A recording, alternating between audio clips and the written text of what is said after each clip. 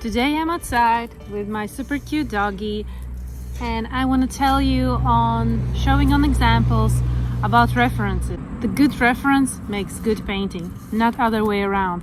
And you should really pay attention to make a good reference, to find a good reference, because without a good reference you will not get a good painting.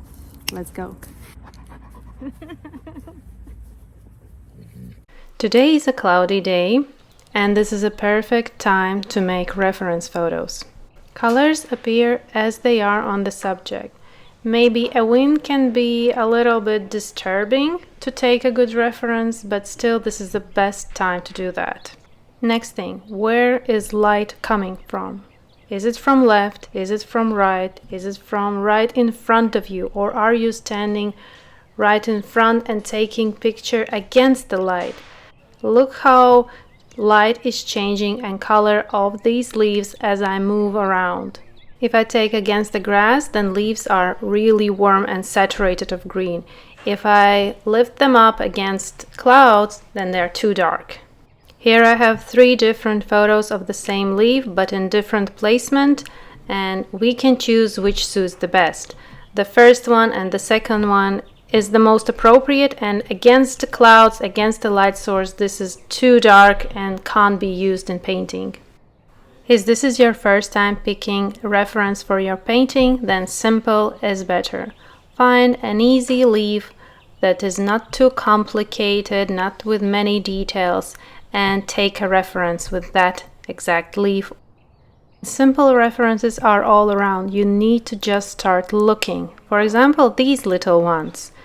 They're not so visible at first sight, but when you are exploring them closer, you notice how many beautiful colors on each of these leaves. They're not just green, they're violet, pinks, purples, and brown. A perfect little leaf to take reference, studied, and painted. For example, this one, yes, it's beautiful, so vivid, but there are so many details. It's already a little bit more complicated and quite challenging. We have a whole plant. Yes, it's challenging, but we can take just one leaf and paint it. Again, take a reference, as many as possible, turn around in your hand, and then later you can choose. Getting back to studio, and I will show you differences of light inside. This is my position when I'm making a photo of the subject, and my light source is always coming from left. Stay consistent with your light source. Then all your paintings will have harmony of where the light source is coming from in all your paintings, not changing with every new painting. Importance of background, where you are taking your reference. Here I have white background, white wall, but my reference appears much darker rather than I'm taking without white background. Here I will show you a little experiment and compare white paper and the reference.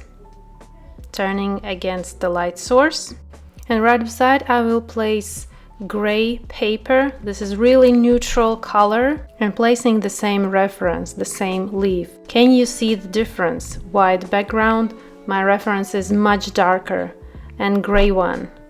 I can even move the leaf and you will notice how the color of the reference is changing. A complete no-no is room light. Late evening, switching on the room light and taking a reference photo. The same subject, natural light during daytime, it looks more realistic. Here are both side by side and you can see the difference. Another example, I have oak tree leaves, filming in the evening and room light. And here are the same leaves, but daytime. In conclusion, take as many photos as possible while you pick the subject, photo it from different angles, but be consistent with your light source.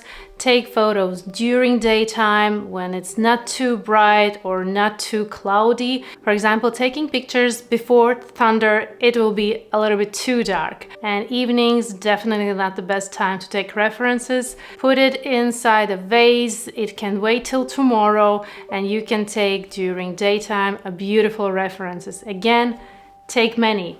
From different angles, from different side of views. Turn it, twist it until you will get the perfect reference. When you are in the studio, in your home, you can compare erase unnecessary reference photos, and choose the best one for your painting. Thank you for watching, thank you for being here, and see you in my next videos. Bye bye!